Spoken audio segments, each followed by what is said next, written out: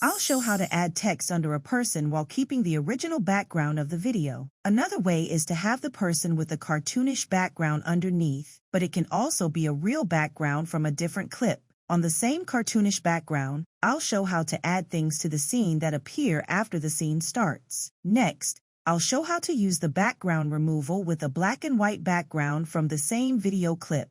Then, I'll show how to do something similar by blurring the background. Another way to use this technique is with different speeds for each layer. Starting with text under the person in a video, when the background is the original from that video, add the video to the scene and stretch it to fit the size. Then, on the left side, you have the editing panel for the video. This shows only when you click on the video inside the scene. Find the background removal tool and click it. Just wait for it to finish doing its magic. It can take some time, depending on the length of the video. The tool did a very good job, even though she is dancing. You'll see in the next tips that this is not always the case. Sometimes parts disappear or stay in the video even though you asked to remove the background. Now add the same clip again to the scene and stretch it so it fits exactly over the other video. You can use the layers panel on the side to move the video with the background underneath the one with the background removed. Next, add text. I changed the text a bit. When you click the text layer,